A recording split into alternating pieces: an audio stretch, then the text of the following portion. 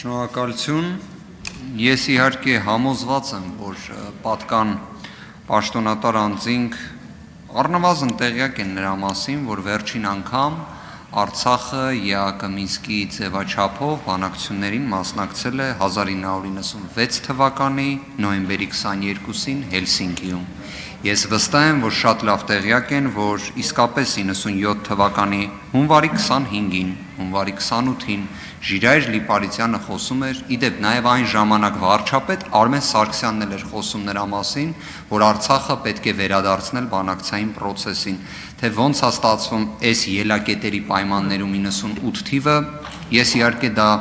լավ չեմ պատկերացնում, կարծում եմ դա ուղղակի քաղաքականություն է, ոչ թե իրականության ներկայացում։ Բայց հարցս ուզում եմ շատ կոնկրետ շարադրեմ, նախորդ հարցու պատասխանի ժամանակ ներկայացրել էի, բայց այնպես ստացեց, որ ժամանակի սղության պատճառով պարոն Նիկոլ Փաշինյանը չպատասխանեց այդ հարցին։ Այսօր Տիգրան Աբրահամյանը ներկայացրեց որոշ հատվածով իմ հարցադրման հենց կրկին նույն ելակետն է ըստ էության եւ հնչեց պատասխան,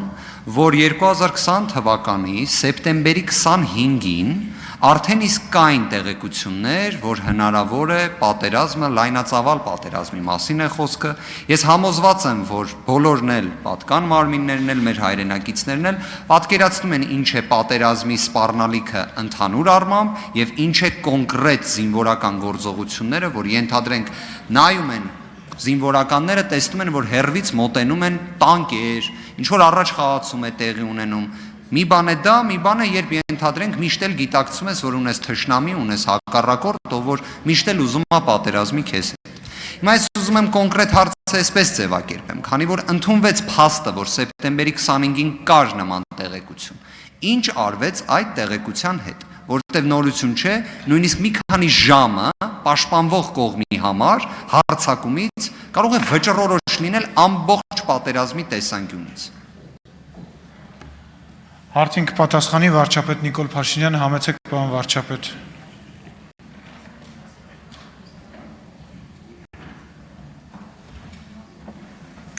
Շնորհակալ եմ հարցի համար եւ ասեմ, որ 2020 թվականի հուլիսի տավոշի դեպքերից հետո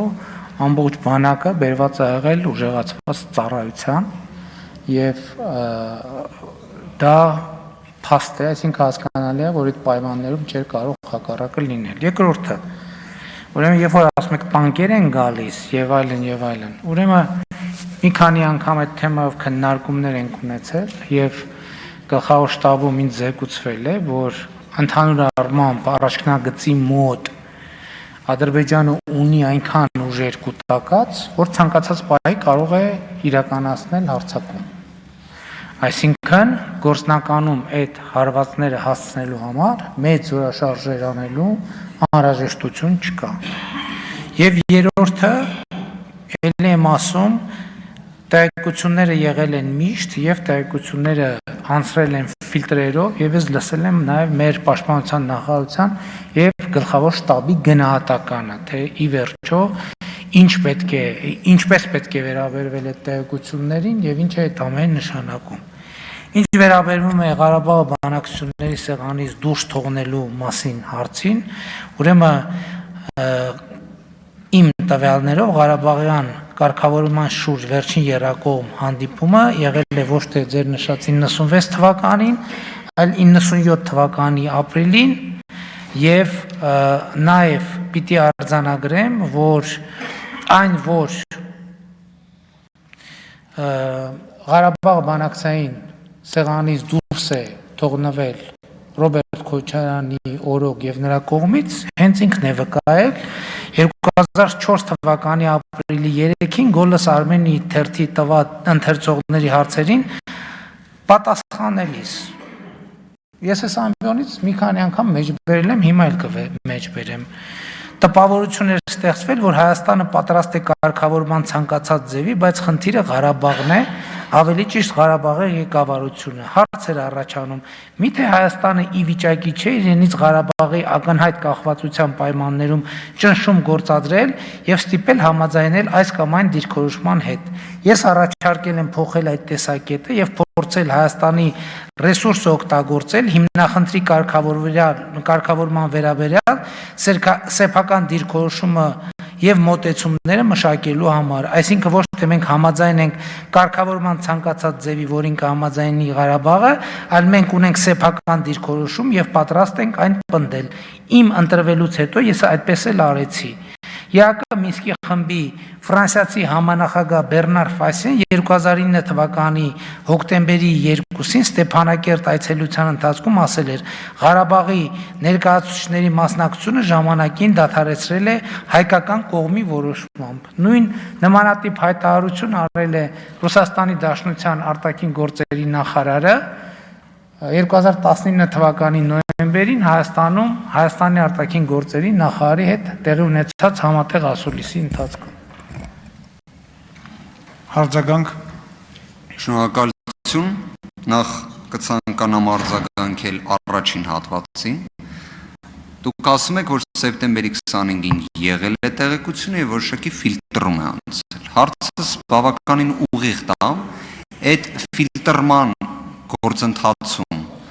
բացի ԳՇ-ից եւ այլ հենց զինվորական մարմիններից այլ պաշտոնատարանց մասնակից եղել է թե ոչ, ենթադրենք զինվորական, բայց ոչ ԳՇ-ի կազմում հանդես եկող, երկրորդը ինչպես է ստացվել, որ պաշտպանության բանակում, սա իդե փաստ է, սրա մասին բոլորն են խոսում, պաշտպանության բանակում այդ թիվ 1 տագնապ ամենայն կարելի ասել ինտենսիվ վիճակը նույն այդ սեպտեմբերի 25-ի տեղեկությունից հետո չի եղել, այսինքն կարող է ֆիլտրման արդյունքում հերքվել դա, թե ոչ, եւ վերջում ուղղակի ձեր վկայակոչած տեղեկատվությամբ չստացվեց, որ հենց երկրորդ նախագահի պաշտոնավարման ժամանակ է Արցախը բանակցային գործընթացից դուրս մնացել, ավելին ասեմ, իմ կողմից վկայակոչած օրը, դա ԵԱԿ Մինսկի նախագահության ձևաչափով վերջին հանդիպումն էր իմ տեղեկություններով, հնարավոր է նաև իմ տեղեկությունը սխալ լինի, բայց ամեն դեպքում պնդում եմ եւ վերջում մի բան էլ, շատ ուղիղ եմ ուզում ասել, պարոն Փաշինյան։ Դուք ասում եք Արցախը Հայաստանը եւ վերջ։ Դուք այդ ժամանակ գիտեիք 2010 թվականի վարչատարածքային բաժանման մասին, ոչինչի մասին, օրենքի մասին, թե ոչ, թե այդ ժամանակ, որ ասում էիք վերապահում էիք ուզում անել, այդ վատ վարչատարածքային բաժանման մասին օրենքից, որը ոչ մի կապ չունի պետական սահմանի հետ։ Ես ուզում եմ, ասենք անդադ այդ տարբեր վերսիաներով հարցը որ տալիս եք։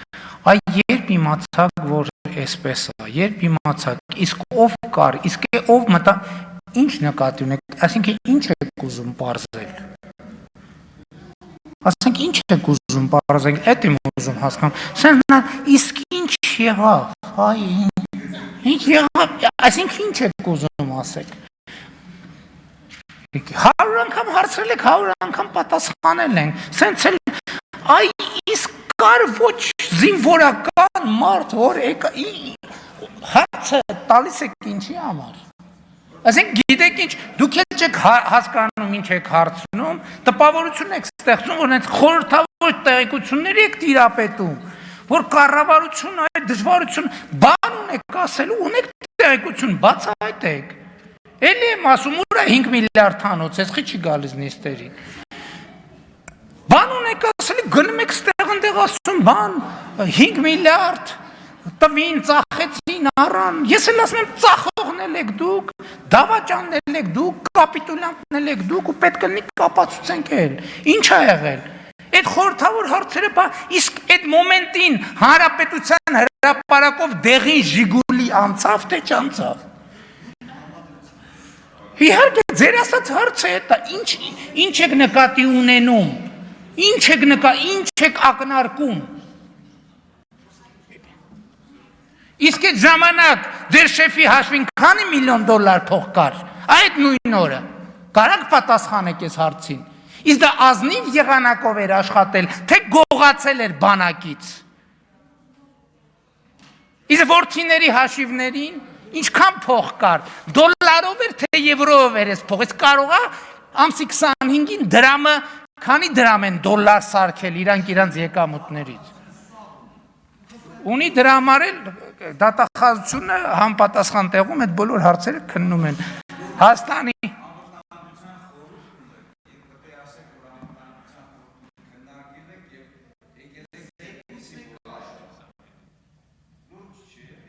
Հարցը տեստվեք, ասեք անվտանգության խորհրդի նիստ եղել, թե չի եղել։